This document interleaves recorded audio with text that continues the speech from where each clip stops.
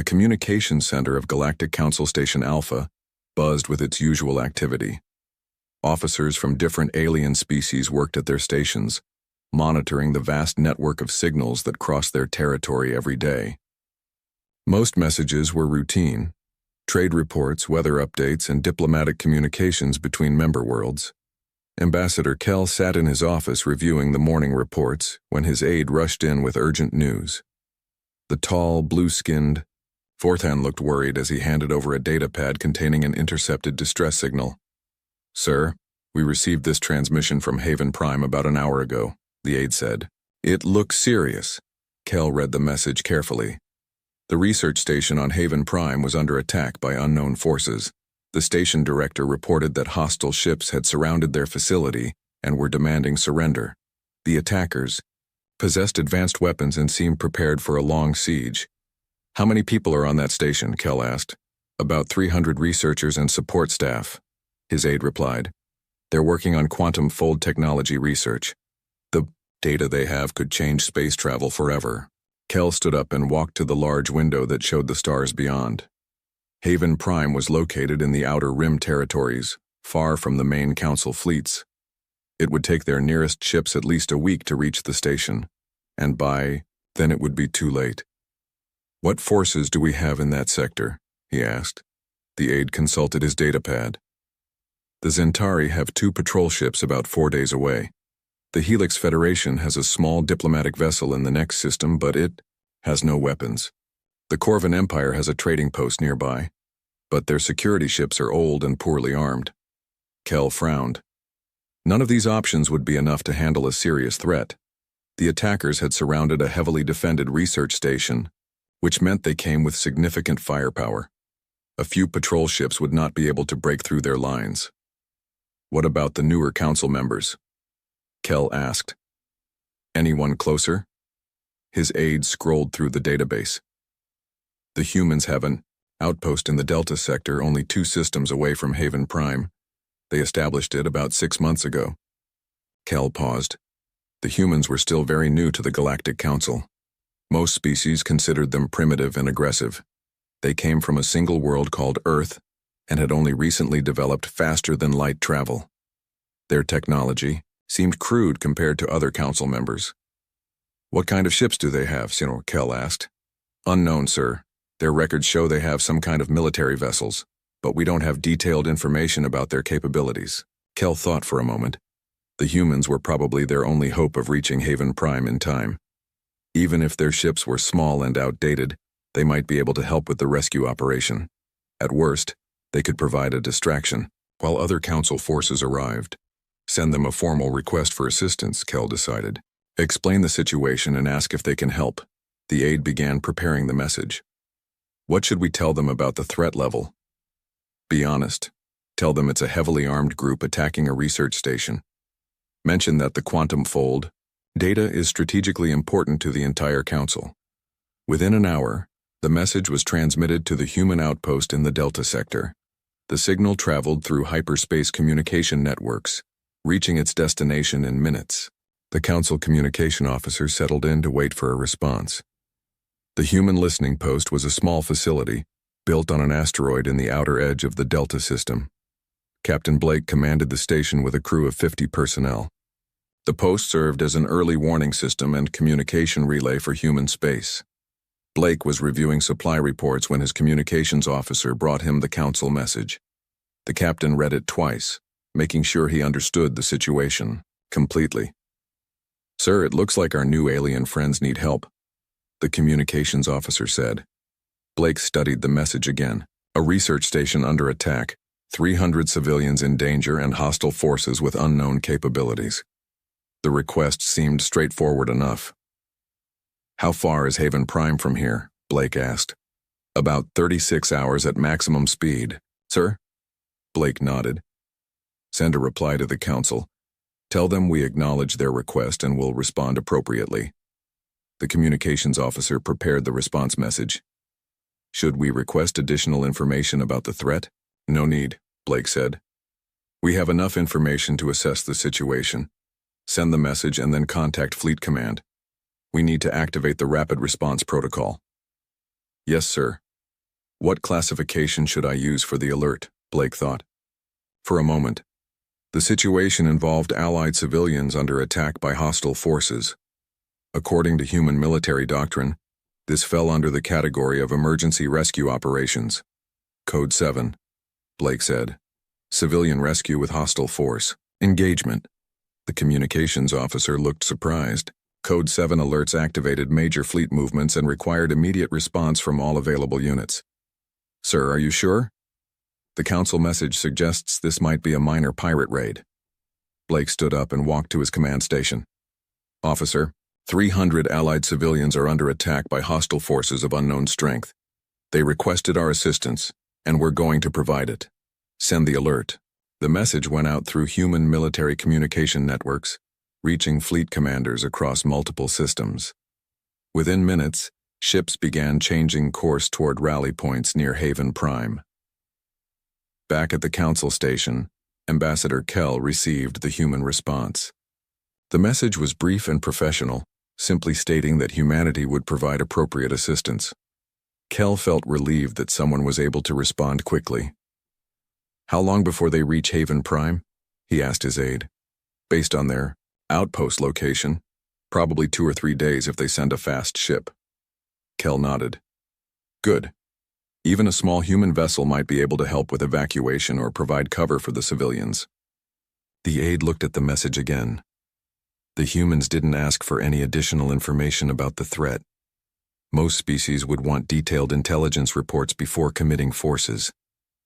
They're probably eager to prove themselves as new council members, Kell said. A successful rescue operation would certainly improve their reputation. Neither Kell nor his aide understood the significance of the human response. They expected a single ship, perhaps a modified cargo vessel with basic weapons. The idea that humans might send anything larger never occurred to them. In human space, fleet commanders were reviewing battle plans and deployment orders. The Code 7 alert had triggered automatic responses throughout their military network. Ships that had been on routine patrols suddenly changed course toward the Haven Prime system. Captain Blake continued monitoring the situation from his outpost. He knew that help was on the way, but he also knew that the rescued civilians would probably be surprised by the scale of the human response. The Galactic Council had just learned an important lesson about humanity, though they didn't realize it yet. When humans received a distress call from allies, they didn't send a single ship to investigate. They sent everything they had. 3 days had passed since the Council sent their request to the humans. Ambassador Kell spent most of his time coordinating with other species, trying to organize additional rescue forces. The Zentari patrol ships were still 2 days away, and the situation at Haven Prime was getting worse. The research station had been sending regular updates about their condition. The hostile forces had not attacked yet, but they were demanding complete surrender. The station's shields were holding, but their power systems were running low. Time was running out for the 300 people trapped inside. Kell was reviewing evacuation plans when his aide burst into the office with an expression of complete shock. Sir, you need to see this immediately, the aide said, his voice shaking slightly. What is it now? Kell asked, looking up from his reports. Long-range sensors are detecting massive hyperspace signatures near Haven Prime. Something big is coming out of fold space. Kell followed his aide to the main sensor station. The officer on duty was staring at his screens with wide eyes. The readings showed energy signatures unlike anything in their database. How many ships? Kell asked. We're not sure, sir. The signatures are huge. At least 30 contacts, maybe more. They're all coming out of hyperspace at the same time. Kell felt his heart sink. If the attackers were receiving reinforcements, the situation would become hopeless. The research station would never survive against such overwhelming numbers. Are they hostile vessels? He asked. The sensor officer shook his head. Unknown, sir. The energy signatures don't match any known pirate or raider configurations. These ships are using technology we haven't seen before. At Haven Prime, the research station sensors were picking up the same readings. Dr. Vance, the station director, watched his displays with growing fear. 30 new ships approaching meant the end of any hope for rescue. Should we prepare for emergency evacuation? His assistant asked. Where would we go? Dr. Vance replied. Our shuttles would never make it past those ships. Suddenly, space around, Haven Prime lit up with dozens of massive vessels emerging from hyperspace. The ships appeared in perfect formation, their hulls dark and threatening. Each vessel was enormous, dwarfing the pirate ships that had been surrounding the station. The largest ship in the formation was the dreadnought Iron Will. Admiral Torres stood on the bridge, watching the tactical displays show the positions of the hostile forces. The human fleet had arrived exactly on schedule. "Status report," Torres ordered. 37 ships in formation, sir," his tactical officer replied. "All systems green. The hostile forces appear to be small raider vessels, approximately 15 ships surrounding the research station." Torres studied the enemy positions. The pirates had arranged their ships in a loose blockade around Haven Prime, but their formation was sloppy and defensive. They were clearly not expecting any serious opposition. "Open a channel to all ships," Torres said. "Begin combat deployment." The human fleet moved with mechanical precision. The 6 dreadnoughts took forward positions while 12 heavy cruisers spread out to provide covering fire. 19 destroyers moved to flank the enemy formation, cutting off potential escape routes. On the research station, Dr. Vance watched in amazement as the massive fleet maneuvered around his facility. The ships moved like they had done this operation 1,000 times before. "Sir, we're receiving a transmission," the station's communications officer reported. "Put it through," Dr. Vance said. A calm human voice filled the station's control room. "Haven Prime Research Station, this is Admiral Torres of the Human Defense Fleet. We received your distress call. Please maintain your current position and prepare for hostile engagement." Dr. Vance grabbed the microphone. "Admiral, there are 15 enemy ships surrounding us. They have heavy weapons and we see them," Torres interrupted. "Please remain calm and stay inside your facility. This situation will be resolved shortly." The human fleet completed its deployment within minutes. The pirates found themselves completely surrounded by vessels that outgunned them by an enormous margin. Each human dreadnought was larger than 3 pirate ships combined. Captain Reed, commander of the raider fleet, stared at his sensors in disbelief. He had expected maybe 1 or 2 council patrol ships to respond to the distress call. Instead, he was facing an entire battle fleet. "Sir, we're being hailed by the lead human vessel," his communications officer reported. "Put it through," Reed said, his voice tight with fear. Admiral Torres appeared on the pirate ship's main screen. The human looked calm and professional, as if this was a routine operation. "Attention hostile vessels," Torres said. "You are ordered to power down your weapons and prepare to be boarded. You have 60 seconds to comply." Captain Reed found his voice. "Admiral, we're willing to negotiate. Perhaps we can reach some kind of arrangement." 50 seconds, Torres said, cutting him off. Reed looked around his bridge at his panicked crew. The human ships had weapons trained on every pirate vessel. There was no possibility of escape. "Admiral, we surrender," Reed said quickly. 40 seconds, Torres replied without emotion. "We're powering down our weapons now," Reed said desperately. Torres studied the tactical display. The pirate ships were indeed shutting down their weapon systems, but his orders were clear. According to human military doctrine, hostile forces that threatened Allied civilians were to be completely neutralized. "Admiral," Reed pleaded, "we're surrendering. There's no need for violence." Torres looked at his tactical officer. "Are all enemy vessels disarmed?" "Yes, sir. All weapons offline." "Good," Torres said. "Commence attack." The human fleet opened fire simultaneously. Hundreds of missiles and energy beams crossed space in seconds, striking every pirate vessel at once. The coordinated attack was so precise that none of the raiders had time to react. On the research station, Dr. Vance watched in shock as the entire pirate fleet was destroyed in less than a minute. The human ships fired with mechanical efficiency, ensuring that every hostile vessel was completely eliminated. "My God," Dr. Vance whispered. "They didn't even give them a chance to escape." His assistant stared at the tactical display where debris was all that remained of 15 pirate ships. The humans just destroyed an entire fleet like it was nothing. Admiral Torres opened another channel to the research station. Haven Prime, this is Admiral Torres. The hostile threat has been eliminated. We're sending medical teams and engineers to assist with any damage. Dr. Vance managed to find his voice. Admiral, thank you for the rescue. But wasn't that response a bit extreme? There was a pause before Torres replied.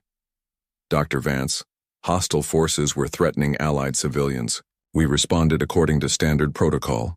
Is anyone on your station injured? No, no injuries, Dr. Vance said, still staring at the debris field.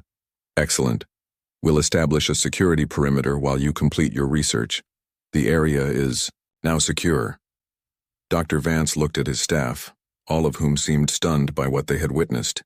The humans had treated the entire battle like a routine training exercise. The human fleet settled into a defensive formation around Haven Prime, like it was the most natural thing in the world. Admiral Torres watched from his command chair as his ships took up patrol positions. The entire operation had taken less than an hour from arrival to completion. Damage report, Torres ordered. No damage to any fleet vessels, sir, his tactical officer replied. All ships report green status across the board. Torres nodded. The pirates had been so outgunned they never managed to fire a single shot at the human fleet. It had been exactly the kind of one-sided engagement that human military training prepared for. On Haven Prime, Dr. Vance was trying to process what he had just witnessed. The human ships moved around his station like they owned the entire system. Medical shuttles and engineering teams were already approaching the research facility. Sir, the humans are requesting permission to board, his communications officer reported. Of course, Dr. Vance said, tell them they're welcome. The first human team to arrive was led by Commander Ross, a professional-looking woman in military uniform. She entered the station's main control room with a data pad and a calm expression. Dr. Vance, I'm Commander Ross, she said. We're here to assess any damage and provide assistance. Thank you, Commander, Dr. Vance replied. Though I have to say your response was quite impressive. We weren't expecting such a large fleet. Ross looked puzzled. Large fleet? This is a standard rapid response unit. We kept it small since the threat assessment indicated only minor hostile forces. Dr. Vance stared at her. Small? You brought 37 warships? That's correct, Ross said, checking her data pad. 6 dreadnoughts, 12 cruisers, and 19 destroyers. Pretty standard for this type of operation. This type of operation? Dr. Vance asked weakly. Civilian rescue with hostile force engagement, Ross explained. We use this formation for situations where Allied personnel are threatened by unknown military forces. Dr. Vance sat down heavily in his chair. The humans considered 37 warships to be a small response force. He wondered what they would send for a major operation. Back at the Galactic Council Station, Ambassador Kell was receiving reports that made no sense. His sensor operators kept insisting that the humans had sent an entire battle fleet to Haven Prime. Are you certain about these numbers? Kell asked his aide. Yes, sir. 37 confirmed vessels, all of significant size. The largest ships appear to be as big as Council dreadnoughts. Kell frowned. That can't be right. The humans are a single-world species. They couldn't possibly have that many large warships. His aide showed him the sensor data. The signatures are clear, sir. These are major military vessels, not converted cargo ships or patrol boats. But how? Kell asked. They've only been in space for a few decades. Where did they get the resources to build such a fleet? The answer to that question was becoming clear to other observers throughout the galaxy. The human fleet's arrival had been detected by multiple monitoring stations, and the information was spreading quickly through intelligence networks. Captain Reed had been the commander of the pirate fleet, but he was no ordinary raider. Before turning to crime, he had served in the military forces of 3 different species. He knew warships when he saw them, and the human vessels were unlike anything in his experience. Each human ship seemed designed for maximum destructive capability. Their weapon systems were optimized for overwhelming firepower rather than efficiency or cost-effectiveness. The hulls showed evidence of heavy armor and defensive systems that could withstand serious combat. Most disturbing was the way the human crews operated. They moved with the precision of soldiers who had done this many times before. There was no hesitation, no uncertainty, no mercy for enemies who threatened their allies. Commander Ross continued her inspection of the research station while her engineering teams repaired damage from the siege. Dr. Vance followed her around, trying to understand the human perspective on what had happened. "Commander, can I ask you something?" Dr. Vance said. "Of course. Your Admiral Torres didn't give the pirates much chance to surrender. They were trying to negotiate when he ordered the attack." Ross stopped walking and looked at him with a serious expression. "Dr. Vance, those pirates had 300 civilians under threat. According to human military doctrine, hostile forces that endanger allied non-combatants are eliminated immediately." "But they were surrendering," Dr. Vance protested. "They were stalling," Ross corrected. "Our intelligence indicates that pirate groups often use surrender negotiations to buy time for reinforcements or escape. We don't take that risk when civilian lives are at stake." Dr. Vance realized that humans approached warfare very differently than most galactic species.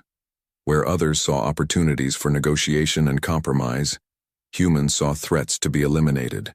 "How many fleets like this does Earth have?" he asked. Ross consulted her datapad. "I'm not authorized to discuss detailed military capabilities, but I can tell you that this rapid response unit represents about 2% of our total naval strength." Dr. Vance did quick math in his head. If 37 warships represented 2% of human naval forces, then Earth had nearly 2,000 major military vessels. That was more than most galactic empires possessed. 2%? He asked weakly. "Yes, sir. We maintain rapid response forces in 12 sectors of human space. Each force is equipped to handle threats up to moderate fleet engagements." "What would you send for a major threat?" Ross smiled slightly.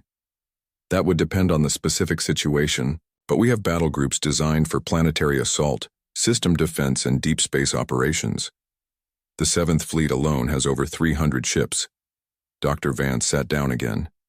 The galaxy had seriously underestimated humanity's military capabilities. What everyone thought was a primitive single-world species was actually a major military power with thousands of warships. Admiral Torres was conducting his own assessment of the situation. His orders had been to eliminate the threat to Haven, prime and secure the area, which he had accomplished.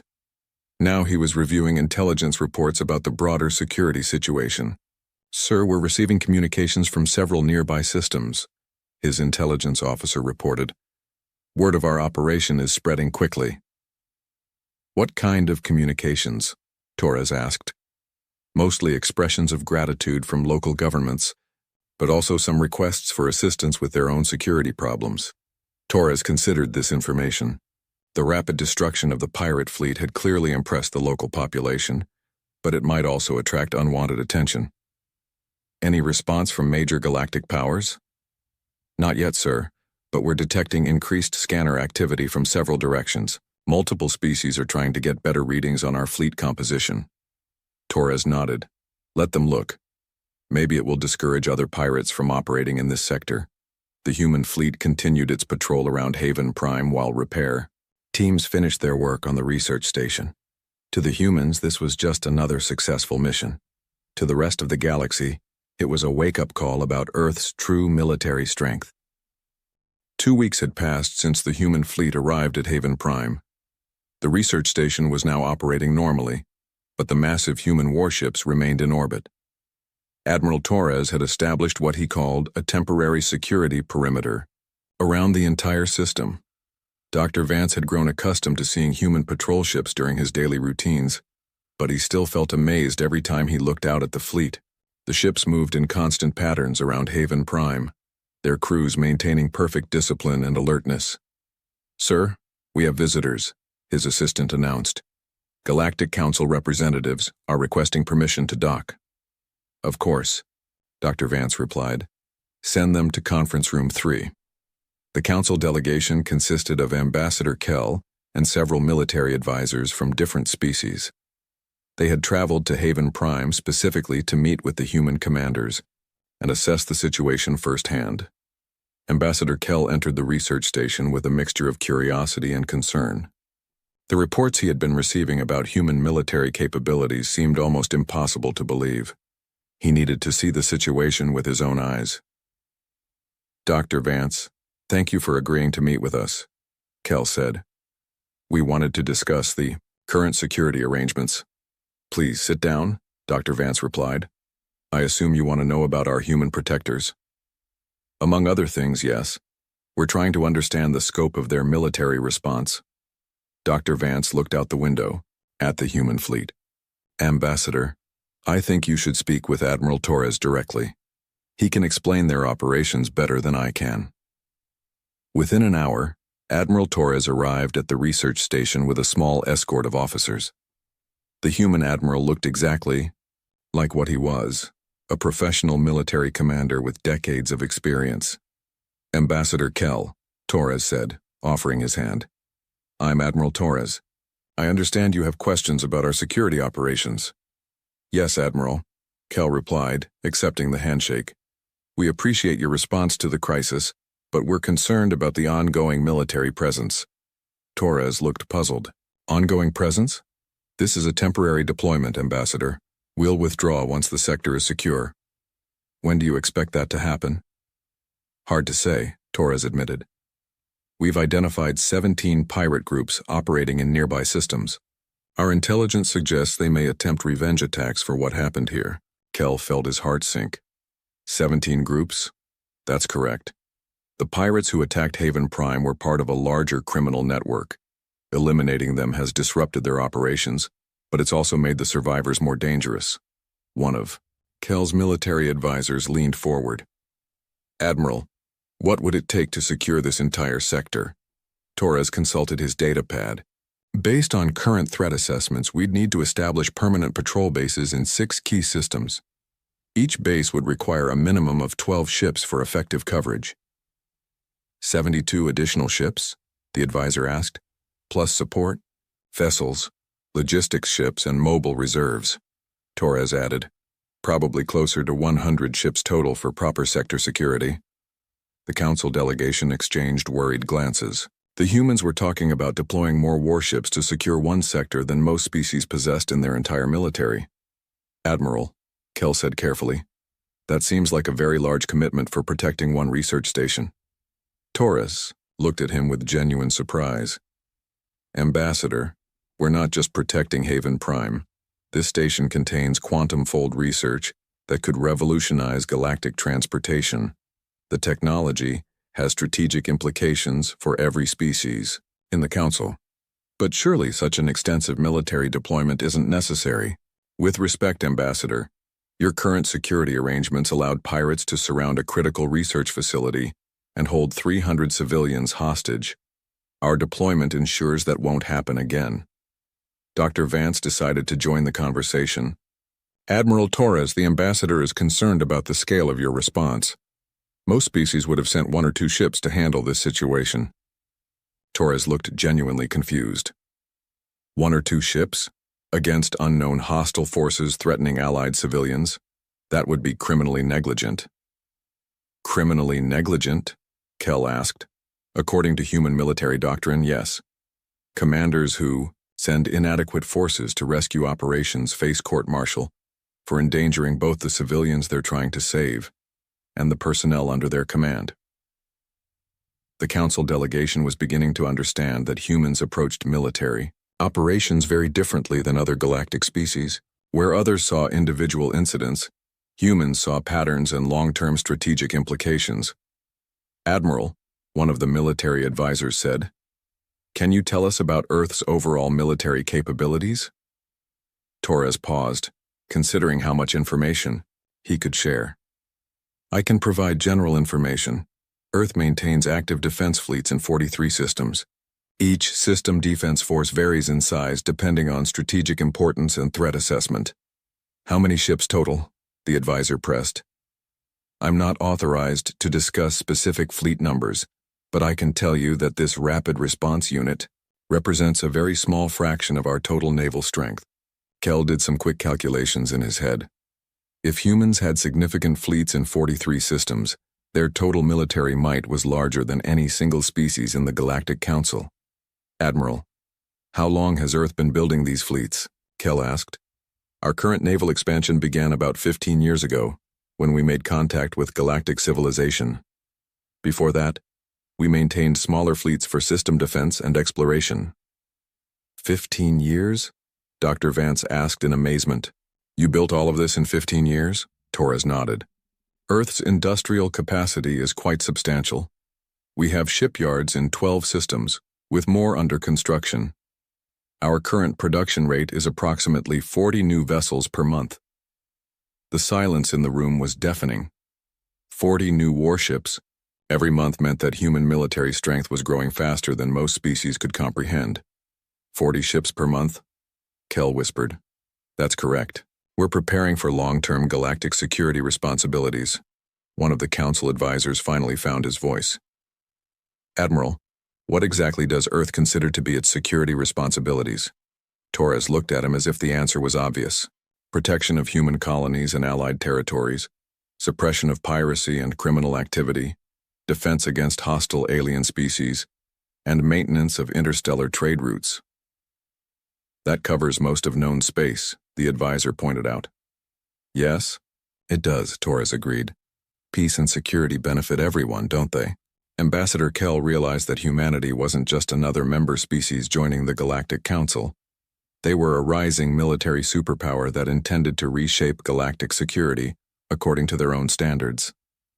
Admiral, Kell said slowly, when you say Earth is preparing for galactic security responsibilities, what exactly do you mean?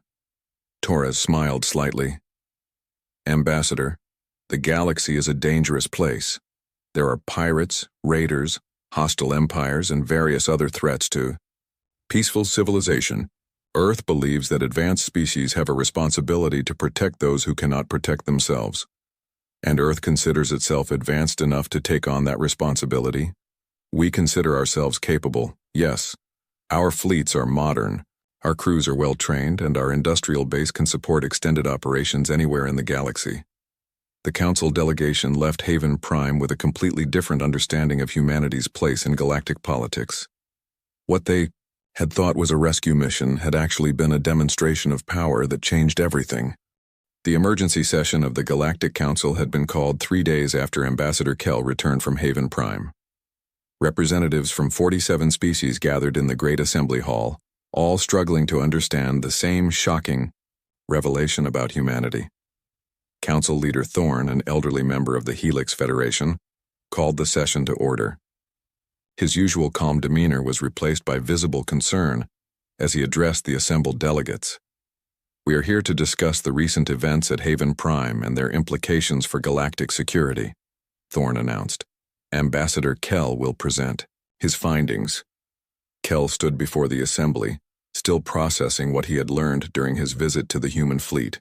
The data he was about to share would fundamentally change how every species viewed their newest council members. Fellow delegates, Kell began, our understanding of human capabilities has been completely incorrect. What we believe to be a primitive, single-world species is actually a military superpower with resources that rival our largest empires. Murmurs of disbelief rippled through the assembly. The Zentari representative stood up and interrupted. Ambassador Kell, surely you're exaggerating. The humans have been in space for less than 50 years. I wish I were exaggerating, Kell replied. The human fleet that responded to Haven Prime represents less than 2% of their total naval strength. According to Admiral Torres, Earth maintains active military fleets in 43 star systems. The assembly erupted in shocked conversations. Species that considered themselves major galactic powers suddenly realized they had been dwarfed by newcomers they had barely taken seriously. How many ships are we talking about? Asked the representative from the Corvin Empire. Kell consulted his notes. The humans wouldn't give exact numbers, but based on their production capacity and deployment patterns, intelligence estimates suggest they possess between 1,500 and 2,000 major warships. The silence that followed was profound. The entire Galactic Council combined didn't operate that many military vessels. That's impossible, declared the Vorthon military advisor. No single species could build such a fleet in so short a time. The humans produce approximately 40 new warships every month, Kell continued. They have shipyards in 12 systems with more under construction. Their industrial capacity appears to be orders of magnitude larger than we estimated. Council, Leader Thorne leaned forward in his chair. Ambassador Kell, what are the humans' intentions? Are they planning military expansion? That's the most concerning part, Kell admitted. They consider themselves responsible for maintaining galactic security. Admiral Torres spoke casually about suppressing piracy, protecting trade routes, and defending against hostile species across known space. The implications were staggering.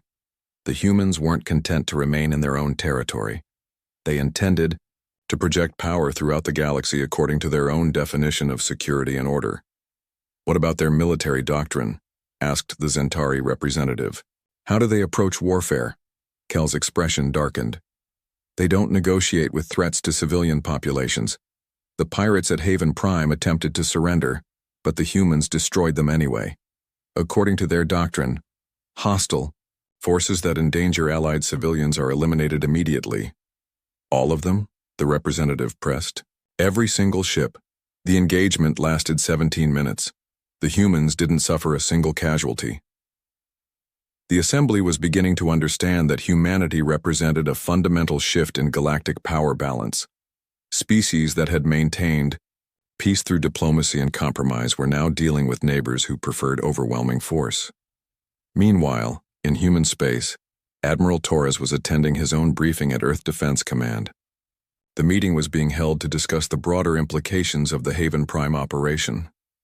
Admiral, your report indicates that galactic military capabilities are significantly lower than our initial assessments, said General Brooks, Torres's superior officer. That's correct, sir, Torres replied. The Council species we've encountered so far maintain very small military forces. Most of their conflicts are resolved through negotiation rather than combat. What about their industrial capacity? Also, limited. The Galactic Council operates maybe 300 major warships total, spread across 47 member species. Their largest individual fleets consist of 20 to 30 ships. General Brooks studied the intelligence reports. So when we sent 37 ships to Haven Prime, we essentially deployed more firepower than most galactic empires possess in their entire military. Torres finished. No wonder they're concerned about our intentions. Back at the Council Assembly, the debate was growing heated. Some species wanted to limit human expansion, while others argued for closer cooperation. With such a powerful ally, we need to establish clear boundaries, insisted the Helix Federation representative. Humanity cannot be allowed to police the entire galaxy. And how exactly would we stop them? Countered the Zentari delegate. They have more ships than all of us combined. Ambassador Kell raised his hand for attention. There's something else you need to know. The humans don't consider their response to Haven Prime to have been excessive. Admiral Torres was genuinely confused when I suggested that 37 warships might be too many for a rescue operation. What did he say? Council Leader Thorne asked. He said that sending inadequate forces to a rescue operation would be criminally negligent. From their perspective, they sent the minimum force necessary to guarantee success. The Assembly fell silent again as delegates tried to process this information. The humans had casually deployed what most species would consider an invasion force, and they thought they were being conservative. What about diplomatic solutions? Asked the Corvin representative. Surely they're open to negotiation about their military presence. I tried, Kell replied. Admiral Torres listened politely, then explained that they're planning to establish permanent patrol bases throughout the sector to prevent future pirate attacks. He spoke about it like he was discussing the weather. The truth was becoming clear to everyone in the Assembly. Humanity wasn't asking permission to become a galactic military power. They were simply informing their neighbors about decisions they had already made. Fellow delegates, Council Leader Thorne said finally, we need to face reality. Humanity has the military strength to enforce their will throughout known space. Our choice is to work with them or find ourselves irrelevant to galactic affairs. But they're so aggressive, protested the Vorthan representative. They solved the Haven Prime crisis by destroying 15 ships without negotiation. And now that sector is completely secure, pointed out the Zentari delegate. Pirate activity has dropped to zero in surrounding systems. Other criminal groups are avoiding human space entirely. The debate continued for hours, but the conclusion was inevitable. The galaxy had changed fundamentally with humanity's arrival. Species that had maintained peace through careful diplomacy now had neighbors who maintained peace through overwhelming military superiority. As the session ended, delegates dispersed to contact their home governments with the same urgent message. The humans weren't just another council member species. They were the new dominant military power in the galaxy, and they intended to reshape interstellar relations according to their own principles. The age of negotiated settlements and diplomatic compromises was ending. The age of human-enforced galactic security had begun. The Deep Space Monitoring Station floated in the darkness between stars. Its massive dish turned slowly, scanning the empty void for any sign of intelligent life. Inside the station, Lisa sat at her control desk, watching the screens that showed nothing but cosmic static. She had been doing this job for 3 years. Most days were quiet. The universe was a big place, and Earth was still new to exploring it. Humanity had only built a few stations like this one, hoping to hear from other species among the stars. The coffee in her cup had gone cold hours ago. Lisa rubbed her tired eyes and checked the time. Her shift would end in 2 hours. She thought about going home to her small apartment and maybe watching an old movie. Then something changed on her screen. A new signal appeared, weak but clearly different from the background noise. Lisa sat up straight, her heart beating faster. She had trained for this moment but never expected it to actually happen. The signal was faint and broken. It came from the direction of the Rigel star system, far away from Earth. Lisa quickly started recording everything and called her supervisor. Marcus arrived within minutes. He was the station's expert on alien languages, though he had never actually heard one before. He looked at the data streaming across Lisa's screens and felt his hands shake slightly. "This is it," he said quietly. "This is first contact." They worked together for hours, trying to clean up the signal. It was obviously artificial, made by intelligent beings, but the message was damaged by its long journey through space. Marcus used every computer program and mathematical tool he could think of. Slowly, piece by piece, they began to understand what they were hearing. It was a cry for help. The message came from creatures who called themselves the Nalani. Their worlds were under attack by something called the Vorthon Empire. The Nalani were peaceful traders who had never fought a real war. Now they faced complete destruction. But the most interesting part of the message mentioned humans. The Nalani had heard stories about Earth and its people. They called humans Deathworlders, beings from a planet so dangerous that it had created the most feared warriors in the galaxy.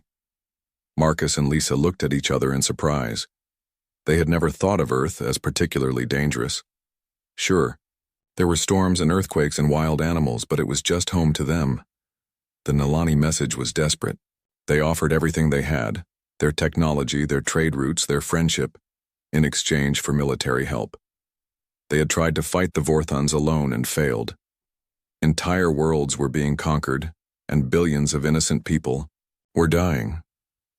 Lisa sent the decoded message directly to Earth's military command on Luna Base. She knew this was bigger than anything humanity had ever faced. Earth had a small space fleet, built mostly for exploration and defense of the solar system. No one had ever planned for an interstellar war. Admiral Kane received the message in his office overlooking Earth's moon. He was an old soldier who had fought in the last war on Earth decades ago. Now he commanded humanity's space forces, though he had never expected to use them like this. The message troubled him deeply. The Nalani seemed like good people, peaceful and civilized. The Vorthons sounded like bullies who attacked the weak for profit. But Kane knew that getting involved in alien wars could be very dangerous for humanity. He called together his best advisors. They studied star maps and tried to understand what was happening in the Rigel system. The Nalani worlds were 47 light-years away, farther than any human ship had ever traveled. The military analysts were divided.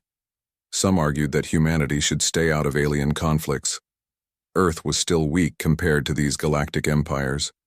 Getting involved could bring destruction down on humanity itself. Others believed that helping the Nalani was the right thing to do. If humans wanted to be respected in the galaxy, they needed to show they would stand up for justice. The Nalani. Trade routes could also be valuable for Earth's growing space economy.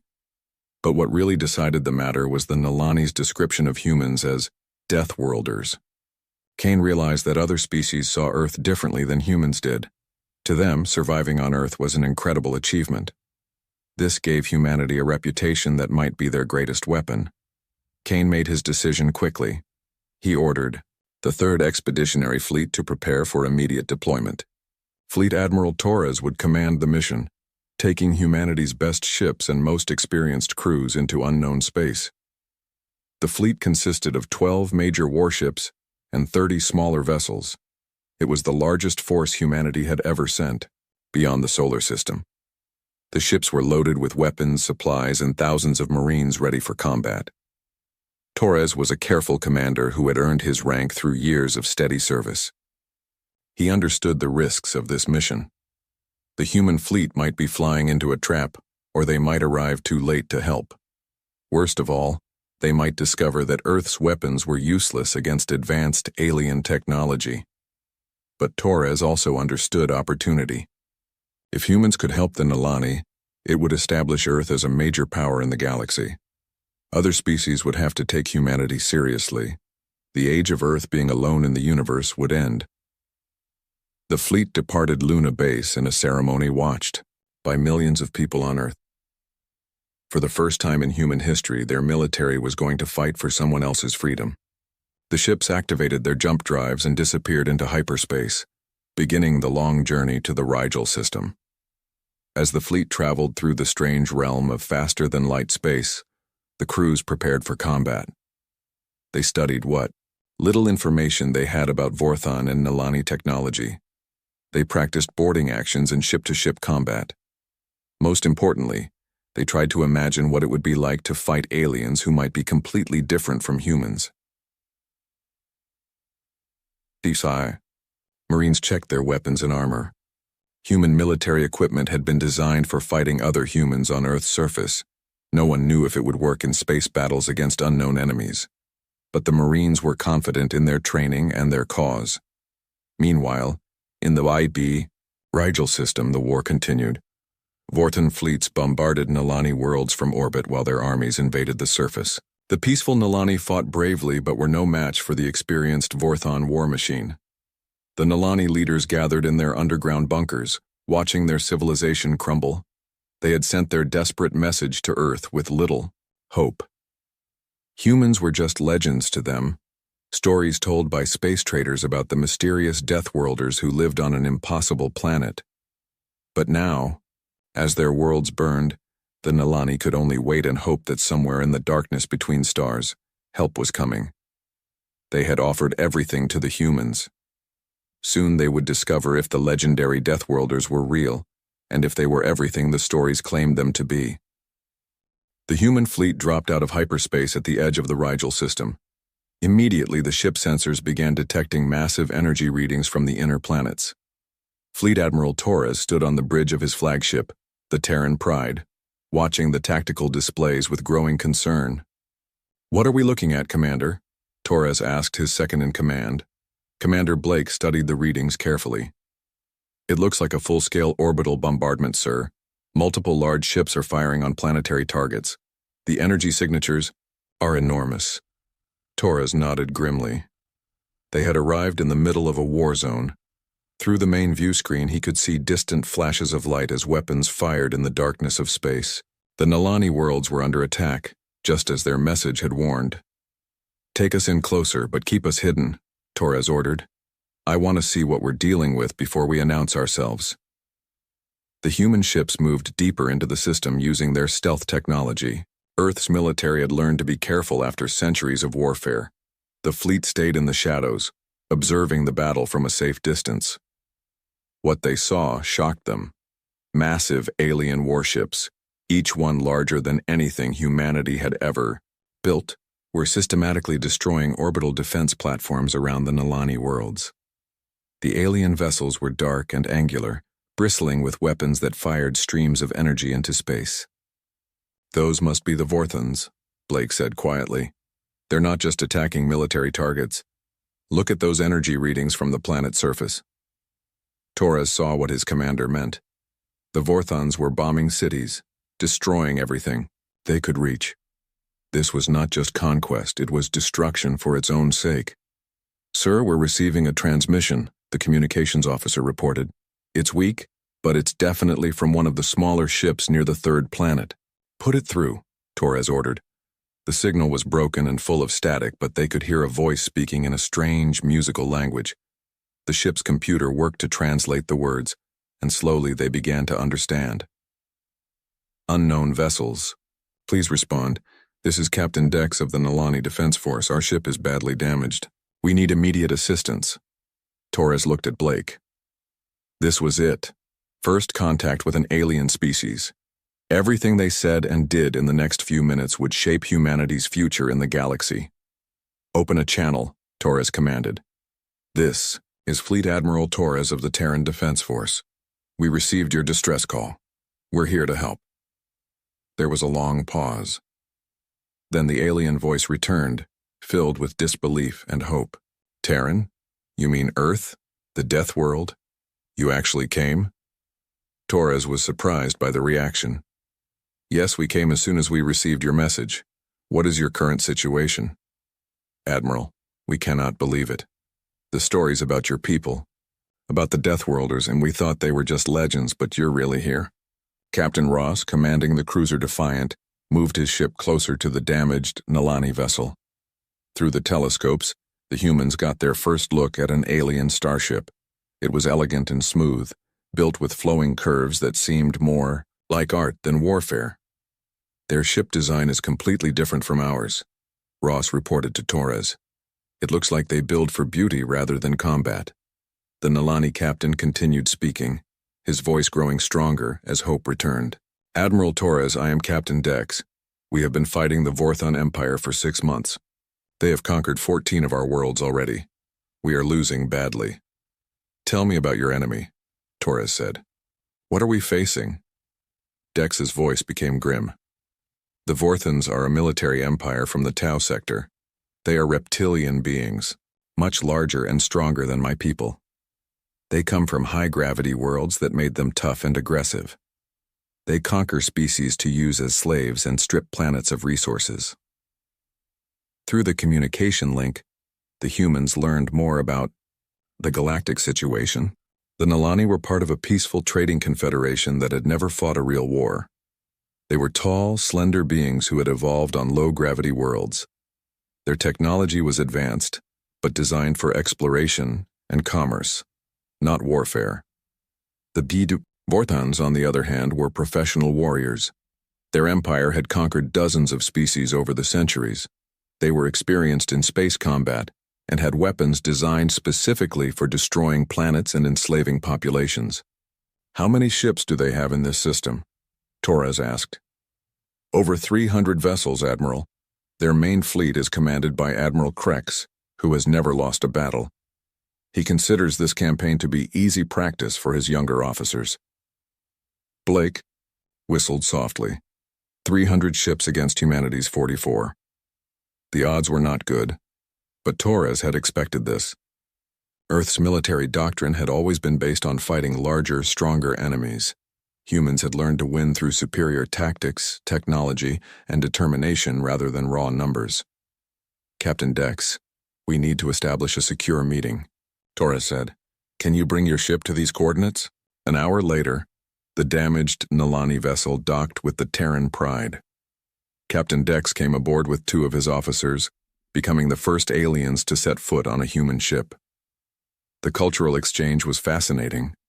Dex was indeed tall and slender, with pale blue skin and large eyes adapted for low light. He moved gracefully in the ship's artificial gravity, but the humans could see he was struggling with the heavier Earth-normal conditions.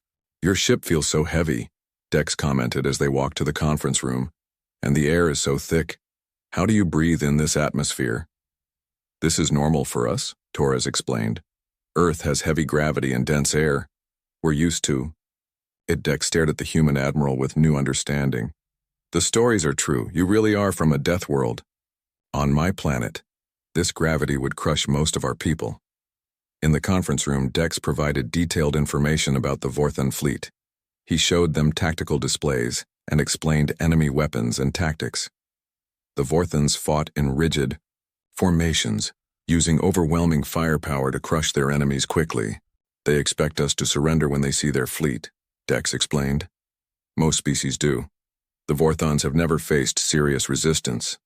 Torres smiled grimly. They've never fought humans before. The meeting continued for hours. Dex explained Nalani technology and offered to share their advanced sensors and communication systems. In return, the humans began planning a joint defense of the remaining Nalani worlds. Admiral, Dex said near the end of the meeting, may I ask you something? Why did you come? Earth is far from here. This war is not your fight. Torres thought for a moment. Because it was the right thing to do, and because no one should have to face bullies alone. Dex's large eyes showed emotion that transcended species barriers. We will never forget this kindness. Whatever happens in the coming battle, the Nalani people will remember that the Deathworlders came when we called for help. As the meeting ended, both fleets began preparing for the inevitable confrontation. The Vorthans had detected the new ships in the system and were moving to investigate. Soon, humanity would have its first real test in galactic warfare. Torres returned to his bridge and looked out at the stars. Somewhere out there, 300 enemy ships were coming to destroy everything the Nalani had built. But they would find something they had never encountered before. Humans who refused to give up, no matter how bad the odds looked. The Vorthan detection grid picked up the human fleet as it moved toward the inner system. On the bridge of the massive dreadnought Death's Edge, Admiral Krex studied the sensor readings with mild interest. Krex was a large reptilian creature, covered in dark scales and standing nearly 8 feet tall. His yellow eyes showed the cold intelligence of a predator who had conquered 17 star systems. He had been fighting wars for 40 years and had never met an enemy he could not crush. Admiral, the unknown vessels are approaching our position, his tactical officer reported. They appear to be escorting damaged Nalani ships. Krex examined the data on his screens. The new ships were much smaller than his dreadnoughts, and there were less than 50 of them. He assumed they were desperate Nalani reinforcements from some distant colony. Hail them, Krex ordered. Let's see what kind of pathetic help the Nalani have found. The communication channel opened, and Krex spoke in the commanding voice that had terrified dozens of species. Unknown vessels, this is Admiral Krex of the Vorthan Empire. You are interfering in Imperial business. Surrender immediately or be destroyed. The response came quickly, in a language Krex had never heard before. His computers translated the words, but the tone was something entirely unexpected. This is Fleet Admiral Torres of the Terran Defense Force. You have 60 seconds to cease hostilities and withdraw from Nalani space, or we will consider you hostile and act accordingly. Krex stared at his communication screen in disbelief. No one had spoken to him like that in decades. Most species begged for mercy when they saw his fleet. These unknown aliens were actually giving him an ultimatum. Terran? Krex said to his officers. I've never heard of this species. Are they some kind of Nalani ally? His intelligence officer checked the computer databases. No records, Admiral. But the translation indicates they come from something called a death world.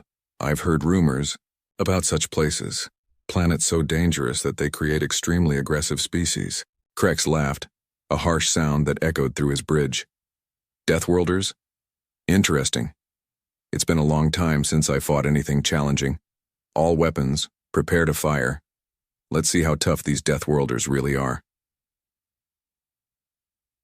The first Vorthan attack came exactly 60 seconds after Torres's warning. 50 dreadnoughts opened fire simultaneously, unleashing enough energy to destroy a small moon. The beams of destructive force streaked across space toward the human fleet. But the human ships were no longer there. Captain Miles, commanding the Destroyer Phoenix, had ordered his ship to maximum acceleration the moment the ultimatum expired. The human vessels scattered in different directions, moving faster than the Vorthans thought possible. "How are they moving so quickly?" Krex demanded. "Those ships should not be able to accelerate like that." His tactical officer was studying the sensor readings with confusion. "Admiral, their acceleration rates are beyond anything in our databases. The G-forces inside those ships should be fatal to any known species." What the Vorthans didn't understand was that humans had evolved under Earth's heavy gravity. The acceleration that would kill most aliens was merely uncomfortable for human crews. The same planetary conditions that made Earth a death world had also made its people incredibly tough. The human counterattack began immediately. Captain Miles brought the Phoenix around in a curve that defied Vorthan understanding of physics, then fired his main weapons directly into the side of a Vorthan cruiser. The human weapons were different from anything the Vorthans had seen. Instead of energy beams, they fired solid projectiles at incredible speeds. The kinetic kill vehicles punched through Vorthan shields and armor like they were made of paper. "Impossible," Krex roared as he watched one of his ships explode. "How? Did they penetrate our defenses?" More human ships joined the attack, each one moving with impossible speed and precision. They fought like a pack of hunters, coordinating their movements without apparent communication. Each ship seemed to know exactly where the others would be. Lieutenant Colonel Davis led a squadron of human fighters in a direct assault on a Vorthan battlecruiser. The small craft dove through enemy fire, their pilots pulling maneuvers that should have killed them instantly. The Vorthan pilots tried to follow, but their ships couldn't match the human acceleration. Worse, the human pilots seemed to have no fear of death. They flew directly into weapons fire, trusting their reflexes and training to keep them alive. "These beings are insane," a Vorthan pilot reported over the radio. "They're flying like they want to die." But the humans weren't suicidal. They were simply used to danger. Every human pilot had trained in Earth's chaotic weather and unpredictable environment. Flying through enemy fire was just another challenge to overcome. Commander Wright led her fighter wing through the asteroid field near the fourth planet, using the floating rocks as cover and weapons. She fired her engines at maximum power, accelerating through gaps that should have been impossible to navigate. Behind her, Vorthan fighters tried to follow but crashed into asteroids. The reptilian pilots couldn't process the rapid course changes needed to fly through such dangerous terrain. "How are they doing this?" the Vorthan squadron leader asked desperately. "The gravitational fields in this asteroid belt should make navigation impossible." Wright smiled grimly as she destroyed another enemy fighter. Earth's pilots learned to fly in hurricanes and thunderstorms. An asteroid field was just another obstacle course. The space battle raged for 3 hours. The Vorthans had superior numbers and firepower, but the humans fought with tactics they had never encountered. Human ships appeared where they couldn't possibly be, fired from angles that seemed impossible, and survived damage that should have destroyed them. Captain Ross brought the cruiser Defiant through the center of the Vorthan formation, firing in all directions. His ship took heavy damage but kept fighting, its human crew working frantically to repair systems while under fire. "Hull breach on Deck 7, his damage control officer reported. "We're losing atmosphere." "Seal it off and keep fighting," Ross ordered. "We're not done yet." The Vorthan crews watched in horror as human ships continued to fight even after taking critical damage. Most species surrendered when their ships were crippled. Humans just got more dangerous. Admiral Krex realized he was facing something unprecedented. These Deathworlders fought like nothing he had ever encountered. They seemed to thrive on chaos and danger, becoming more effective as the battle grew more desperate. "All ships fall back to defensive positions," Krex ordered reluctantly. "We need to reassess our enemy." But as the Vorthan fleet retreated, they discovered another shock.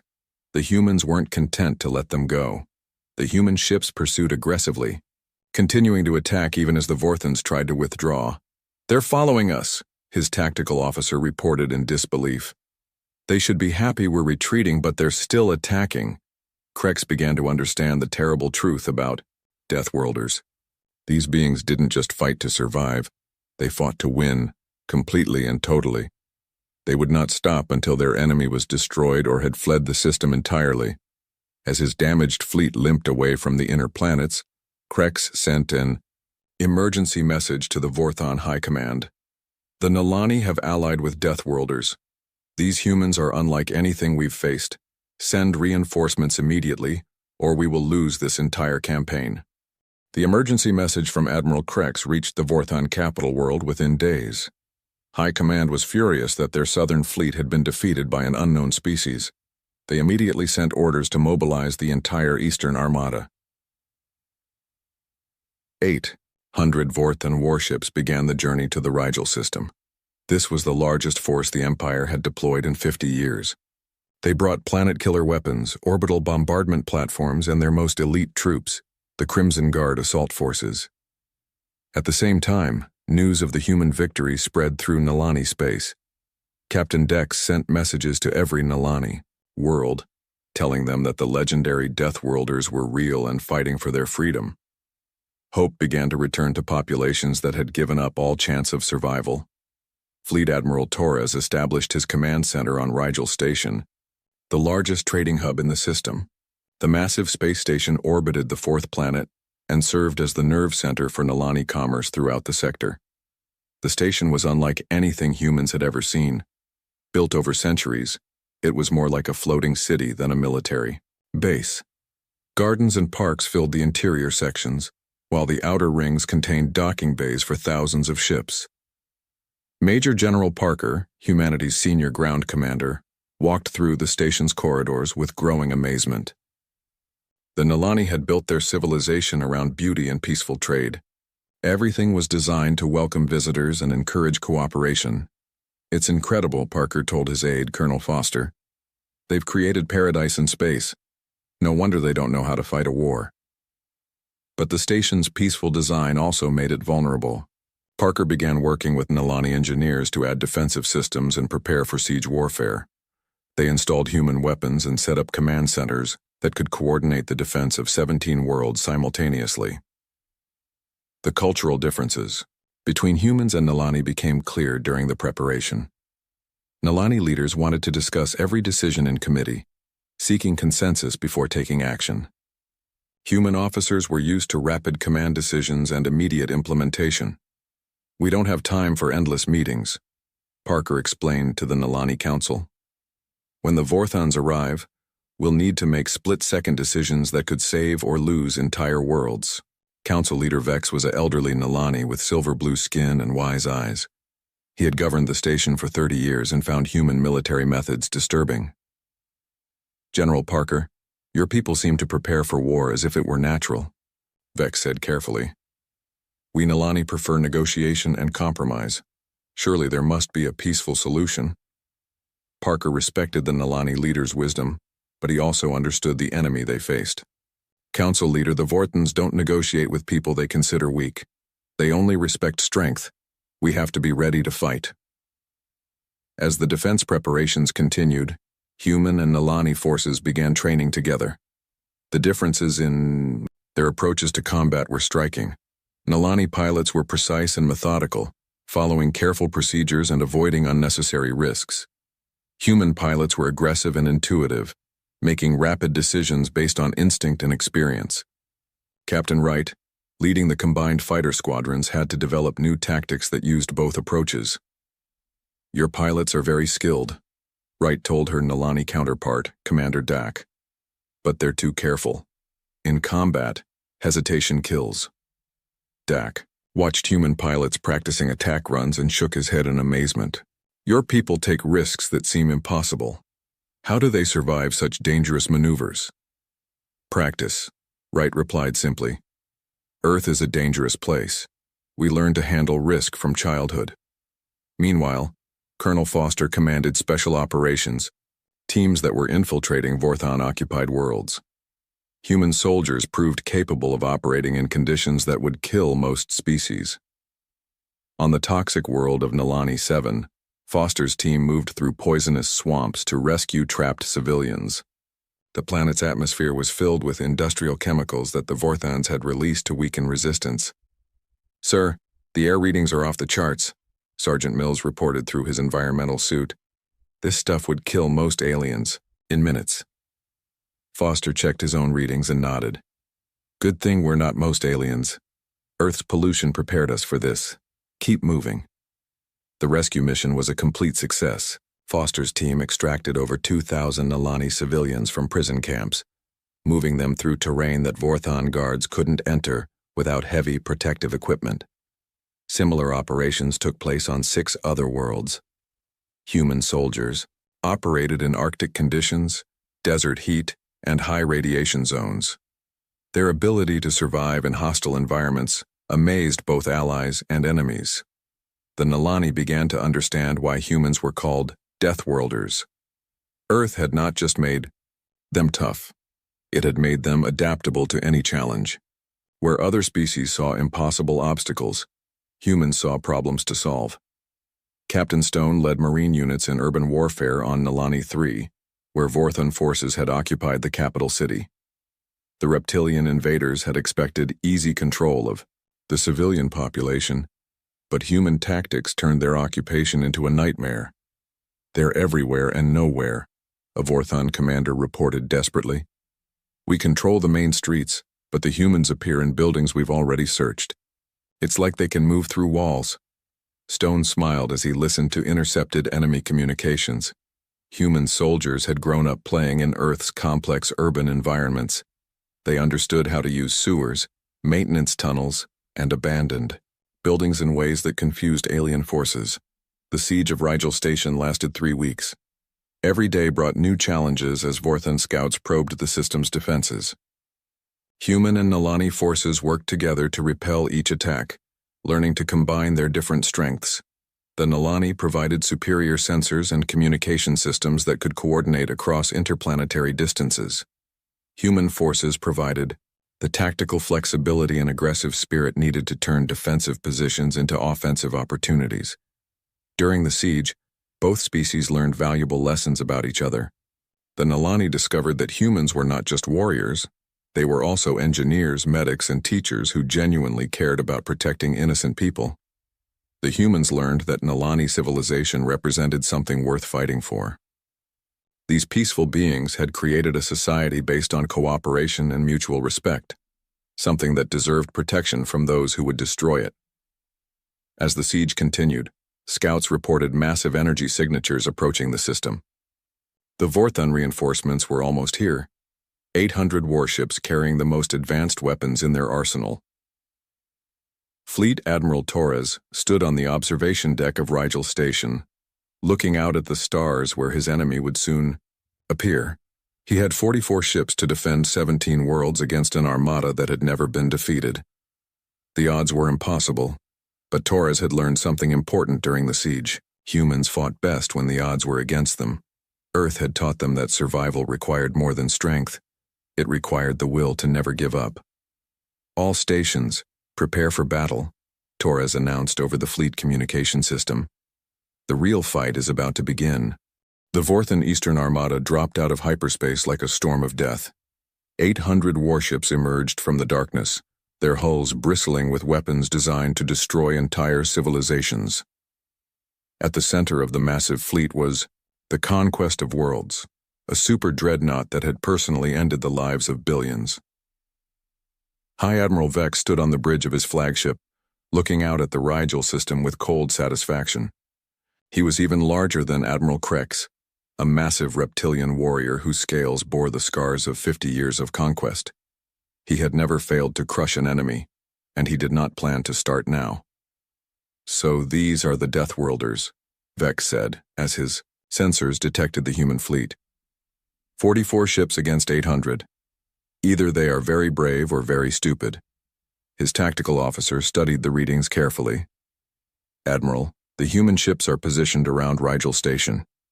They appear to be preparing for a defensive battle.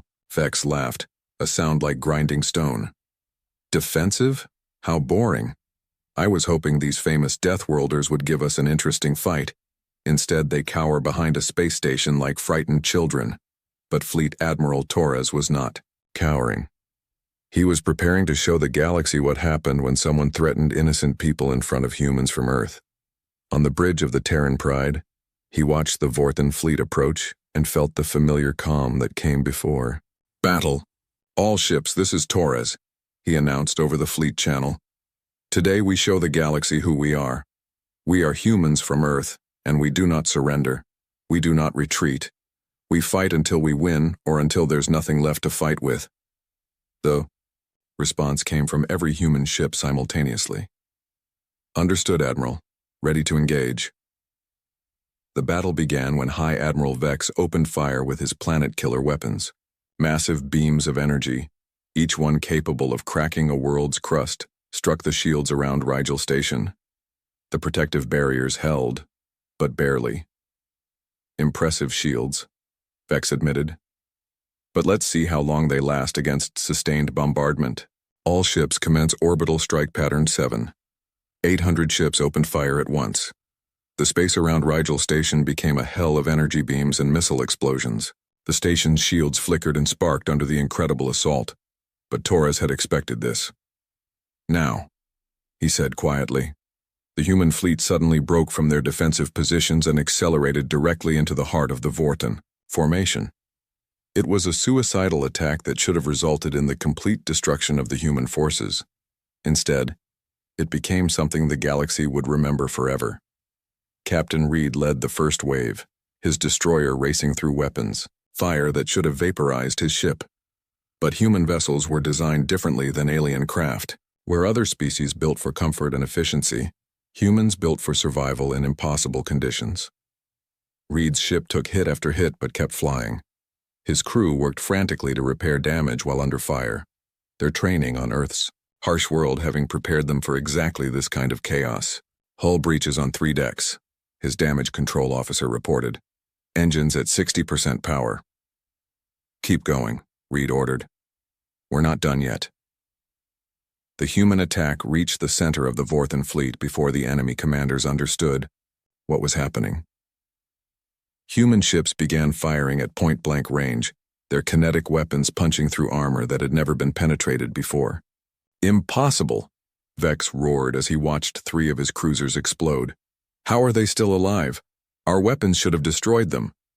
What Vex didn't understand was that humans had learned to fight on a world that was constantly trying to kill them. Damage that would cripple other species was just another challenge to overcome. Major Williams led a boarding action against the massive battlecruiser Iron Fist. His Marines cut through the hull with precision tools and fought their way inside, moving through alien corridors with the confidence of predators. The Vorthen crew had never faced anything like human Marines in close combat. The reptilian warriors were larger and stronger, but humans fought with a desperate creativity that came from generations of surviving on a death world. Williams ducked under a Vorthon's claws and struck back with moves he had learned in Earth's urban combat zones. His squad moved through the ship like a pack of hunters, each Marine covering the others with instinctive teamwork. "They fight like animals," a Vorthon officer reported desperately. "But intelligent animals. They know exactly where to strike, to cause maximum damage." The boarding action was successful. Williams and his team captured the ship's bridge and turned its weapons against the rest of the Vorthen fleet. Other human Marines followed his example, boarding enemy vessels throughout the formation. But the real shock came when High Admiral Vex activated his ultimate weapon. The Conquest of Worlds carried a device that could destroy entire star systems, a weapon so terrible that even the Vorthens rarely used it. "Enough games," Vex declared. "I will end this system and everyone in it. Let the galaxy see what happens to those who oppose the Empire." The weapon began charging, drawing power from the massive ship's reactors. In minutes, it would fire a beam that would cause Rigel's star to go supernova, destroying every planet and moon in the system. Fleet Admiral Torres saw the energy readings and understood what was happening. He had one chance to stop the weapon, but it would require a sacrifice that few commanders would be willing to make. "All ships, this is Torres," he announced calmly. "Evacuate all personnel to the escape pods. I'm taking the Terran Pride on a final run." "Admiral, you don't have to do this," Commander Blake protested. "We can find another way." Torres smiled at his old friend. "This is exactly what we have to do." We're humans, Blake. We don't let innocent people die when we can stop it. The Terran Pride accelerated toward the conquest of worlds.